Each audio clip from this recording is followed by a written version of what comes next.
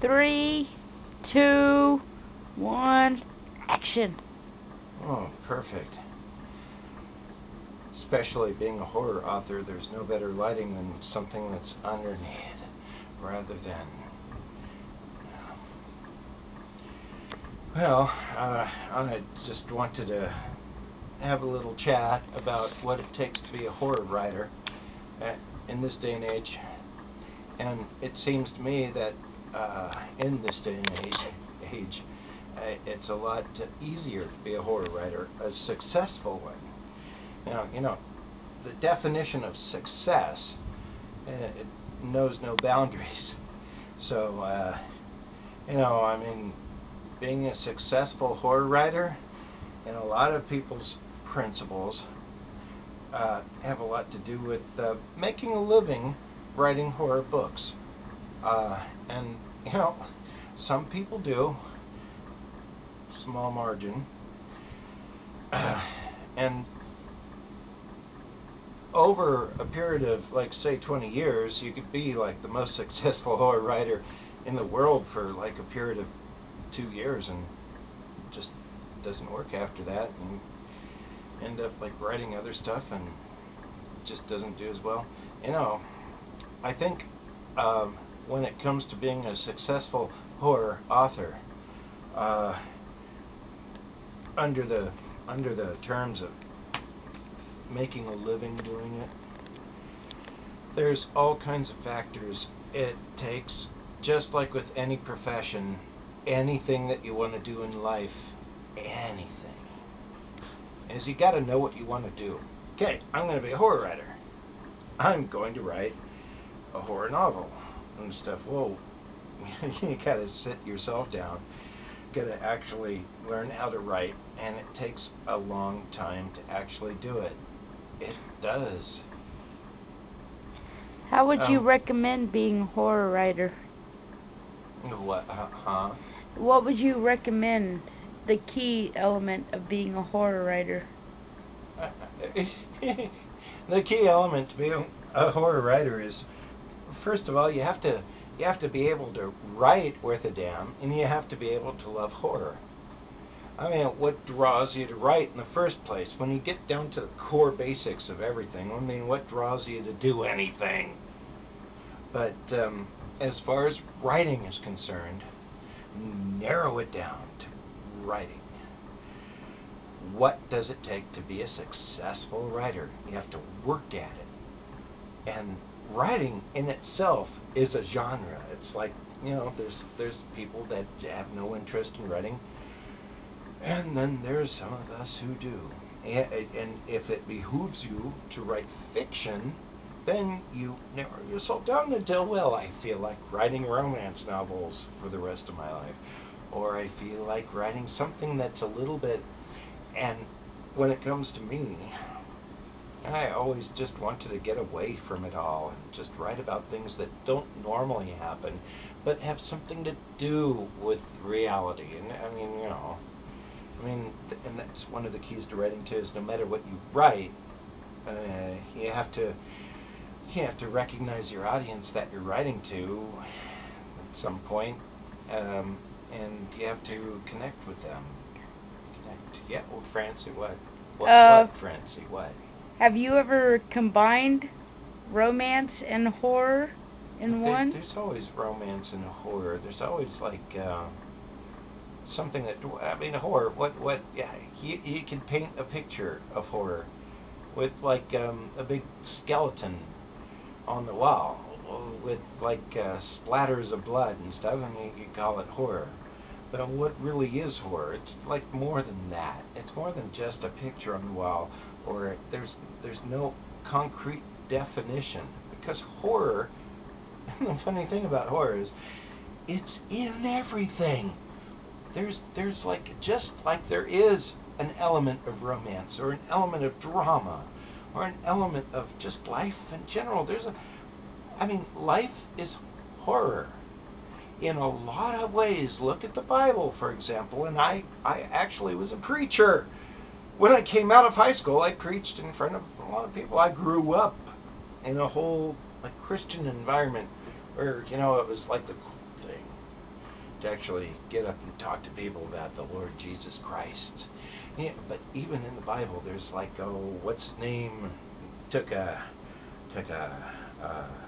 skull of I forgot now, but and slaughtered like 700 people or 1,000 people. I forgot what, but any of you Bible scholars know what I'm talking about. There's all kinds of horrifying things that happen in history, and it's recorded in every single religious canon, like the Bible, and just life. You live life, and something terrible happens, and you have to deal with it. Us as human beings have to deal with it every day. But I mean, the animal kingdom, you can like all of a sudden get born, and then a snake eats you, and that's horror. It's just natural. It's like people are going, oh no, I just I market myself as horror, my stuff. And there's all of a sudden in like bookstores and things that I can go and I sell my books and stuff. There's all these like hardcore, horror people, and then there's these people that come in and go, and a lot of them are religious too. I don't care for that kind of stuff. You read it in church. Would you recommend the Bible as horror? I would recommend the Bible as actually, in my convictions growing up and stuff, I'm pro-Bible. But you got to understand it for what it is, and the thing is, I mean, no matter what you believe out of it, there's every single element that you could possibly think of that's in there. There's a lot of erotica in the Bible too. But anyway, I mean, back down to actually what it takes to being a horror writer. How difficult is it to paint the picture? It's as difficult as it takes your time. You have to take time to perfect yourself. Do you mind if I ask you these questions? No, I don't. I'm just trying to keep the...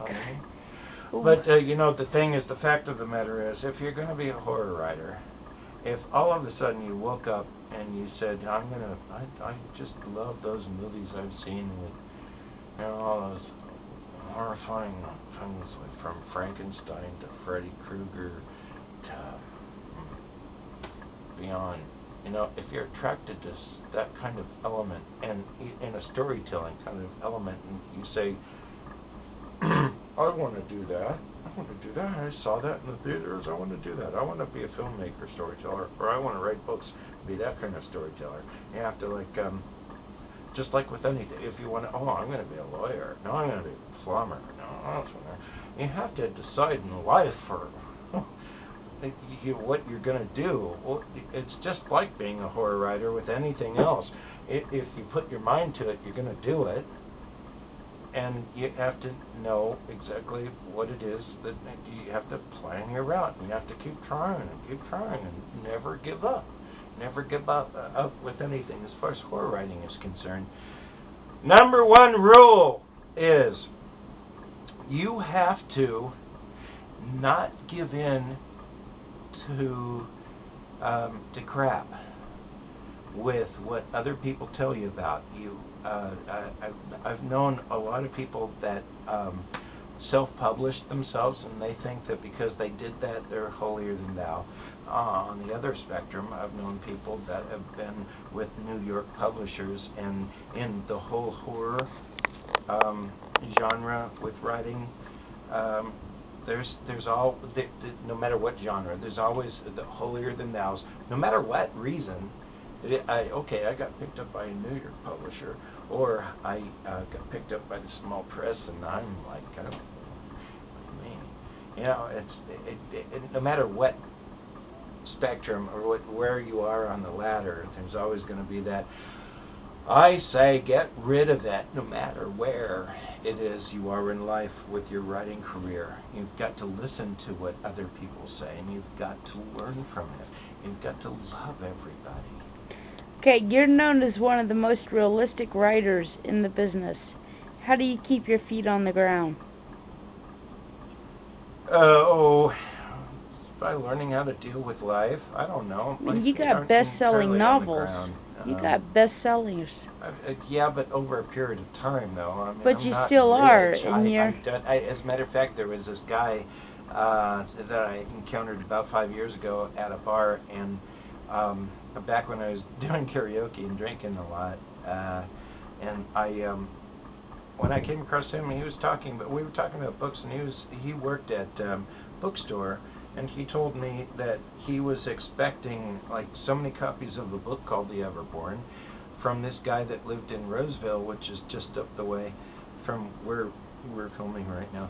And he said that this guy wrote Halloween, one of the Halloweens, and he lives in a mansion up there. And so after a little bit, I told him that he was talking about me.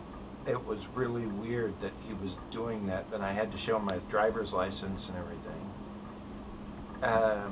That was a unique experience because I figured out that I have a reputation. I always like to try to do everything that I can to promote myself.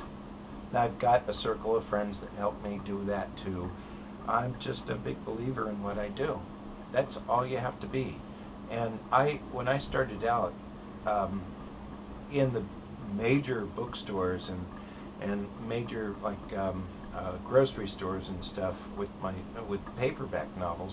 When I was Nicholas Grabowsky, and I did romance novels, and I did all kinds of like self-help books, and I did a biography of Nancy Reagan. Were you gonna do? I'm not gonna do anything else, but what is it? Were you gonna do as Nancy? Were you gonna do book signings in drag? John Link. I was doing a John Link. Oh, you were doing, yeah, that's right, yeah. Let me ask you this. How did you feel when your first book got published? Oh, yeah, and, you know, the thing is, I mean, versus nowadays, when a lot of horror writers are getting their start doing the self-publishing thing, I mean, you know, stuff that, I mean, I've been doing this since I was before the 3rd grade. But,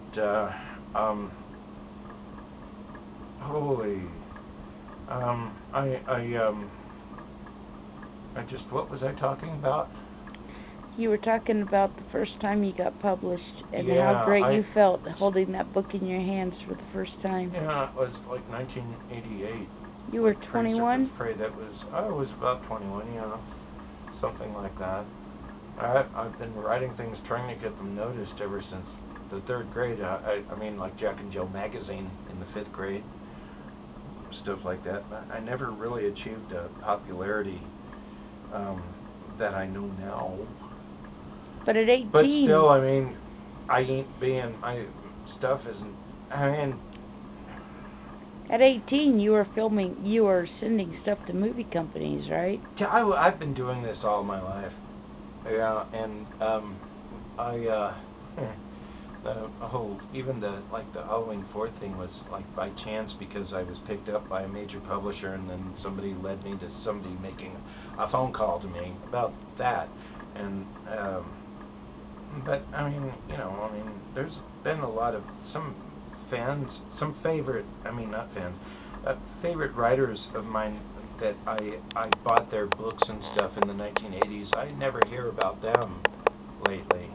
I mean, people come and go. It all depends on how far you're willing to go with it, I suppose. I've been doing the horror thing forever. But first you wanted to be an actor, right?